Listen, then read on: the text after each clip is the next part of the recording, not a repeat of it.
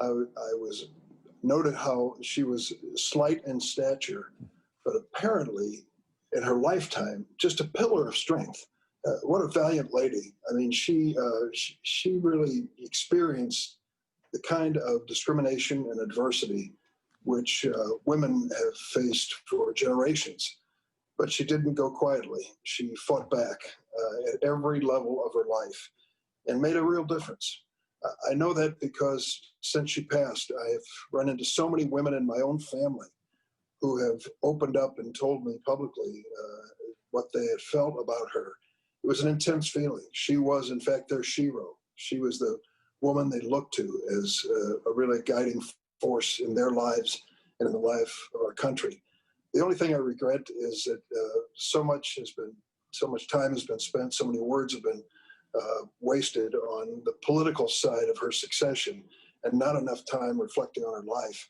To think that she died within days of John Lewis, a civil rights icon himself, is a reminder to all of us that there are very few of these greats still left in our midst.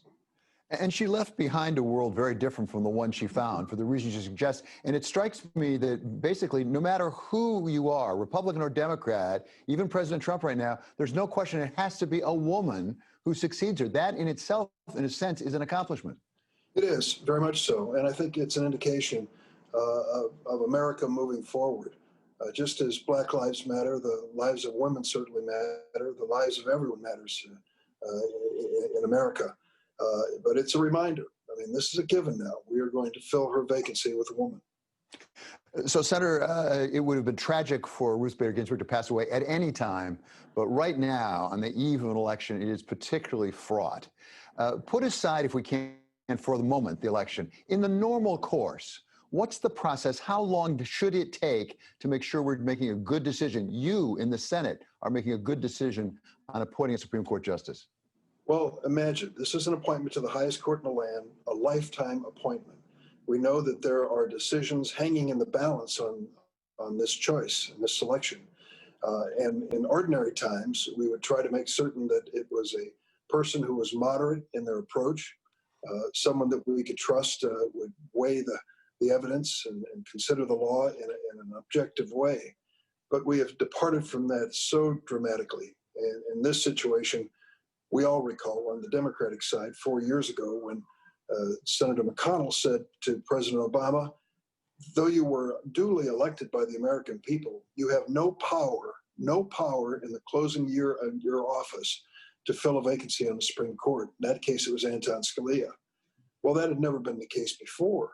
And yet McConnell announced that that was the new principle. That was the new guidepost when it came to filling vacancies by a president. And his membership marched right behind him and said that's going to be the standard from this point forward. So here we are 4 years later.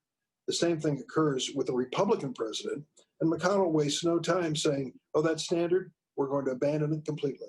We're going to say that this vacancy needs to be filled by Donald Trump and approved by the Republican Senate, even if it's the last day before the election.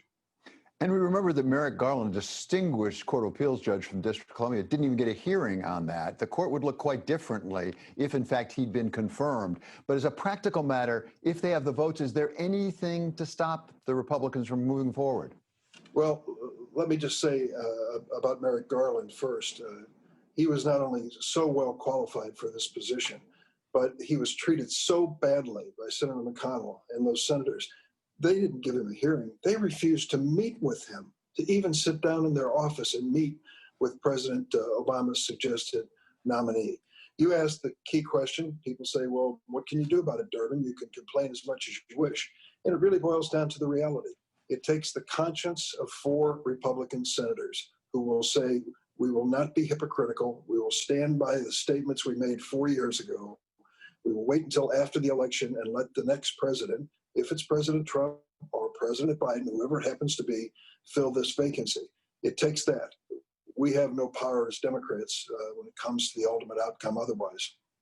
So these are your colleagues. You know them well. And it's impossible to know when the vote comes exactly what they'll do. But right now, as you try to count the votes, do you think there are 4 who would stop? We already have 2 who've suggested they at least have substantial reservations. Other people have said, no, I'll go ahead. Do you have a sense of how that vote may come out? Well, I can tell you that it's hard to find people who will stand up under these circumstances. I've watched the Republican Senate caucus basically silent, if not cowering, before President Trump when he ridiculed one of their heroes, John McCain. I mean, for goodness sakes, when that happened, it should have been a clarion call to the Republicans in the Senate. It's time to stand up for what we believe in. But they wouldn't do it. So many of them said, we're just going to go along. They were afraid of political retribution by Trump and his followers. And here again, they have the same challenge. Some of them have gone through the humiliating experience of reversing stated public positions that they made 4 years ago and said, take me on, hold me to this standard. This is the way it will be. And now they've reversed themselves. How embarrassing that must be for them personally. But maybe, just maybe, two more will stand up, and that's what it takes. We are just before an election. It's not just for president, it's also for a third of the Senate. Some of those senators who are up for election will be actually on the Judiciary Committee at the time. How does this cut in that election as a practical matter? Does it make President Trump stronger in making them agree with him, or might they actually split because they need to for the votes? Well, it's interesting. When you ask people across Illinois and most parts of America, what's the number one issue in this election? Not surprisingly, it's about health care. We're in the midst of a pandemic. People are very sensitive to their own health and their future, and they are concerned as to whether or not their health insurance will be there if they need it. That's where the Supreme Court steps in. It's important for us to really convince the American people this is not just a debate among the big shots in Washington at the highest levels. This is the decision on the future of a court which will have an impact on your health insurance and whether your family will be covered. And so when the Supreme Court decides the future of the Affordable Care Act, it affects every family. That's the issue that senators, my colleagues who are up for re-election, have to take into consideration. They have to go home and explain how they could in any way endanger the health insurance of Americans in the midst of a pandemic. As you say, we have the challenge to the Affordable Care Act that the Trump administration is backing, that is challenging it right now, pending for the court, will get decided sometime after the election.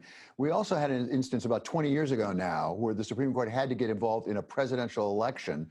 Ruth Bader Ginsburg was very influential in that, in the sense that she wrote the dissent from the decision in Bush versus Gore. What are the ramifications here if, in fact, we have some challenges? Because right now we have something like 245 lawsuits brought already about this election.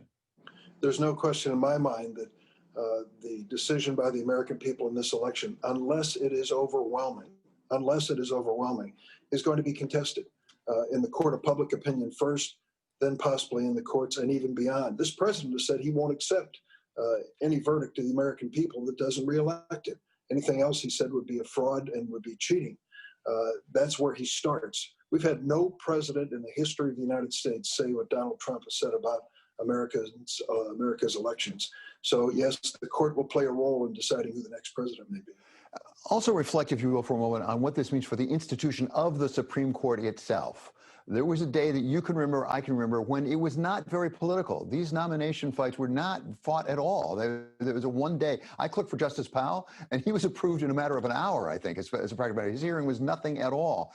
What have we done to the institution of the Supreme Court, and what is at risk right now in how we handle this nomination? Well, and I can tell you as well, Ruth Bader Ginsburg, representing the ACLU, arguing before the Supreme Court, outspoken in her positions, approved by the United States Senate 96-3. 96-3. So it tells you there was a time when we just didn't do the litmus test on issues with someone going on the Supreme Court. We really looked to their qualifications and whether or not they could serve us over the course of a lifetime. And as you know, there have been many justices who went to the court with people expecting certain things to happen, and it didn't happen. These justices in lifetime appointments started reflecting on issues differently. It happens. But we have politicized the Supreme Court. I think the refusal to fill the Scalia vacancy was a breaking point. And now look what we're going through. It has to be someone approved by Donald Trump before the Republicans will consider them. We should ask for more than that. We really need women and men on the court who are people of principle and value. Senator Durbin, is there some fault both sides? Because we did have the instance with Reid, with Court of Appeals judges at least, saying we won't have the 60-vote rule. Is there some fault on both sides? Is this a little bit Hatfield's and McCoy's? Well, of course there's fault on both sides. But I would say, going back to Harry Reid's decision, I sat next to him when he made this decision. At this point, Mitch McConnell had overused the filibuster in a way never seen in the history of the United States Senate. Hundreds and hundreds of filibusters to stop judges, and in this case, the D.C. Circuit Court of Appeals. McConnell made it clear he was going to do everything in his power to delay the business of the Senate so that we couldn't fill the vacancies on that court. And that's when Harry Reid made his decision. He just decided if you're willing to abuse the filibuster to that extent, we have to change the rules. And that was his decision. So finally, Senator, I don't want to get too far ahead of ourselves, but there's a lot of talk going on right now that, in fact, if there's a nomination made and it's pushed through either before the election or in a lame duck, there might be consequences if, in fact, the Senate goes to the Democrats and, in fact, former Vice President Biden gets elected president. What do you make of the discussion of doing away with the filibuster rule? And by the way, some call it packing the cord, not quite the way FDR did, but actually increasing the membership. Is there some point at which we draw back from the abyss? Well, I hope we do, and I hope we can. A great deal depends on filling this Ruth Bader Ginsburg vacancy and how it ends.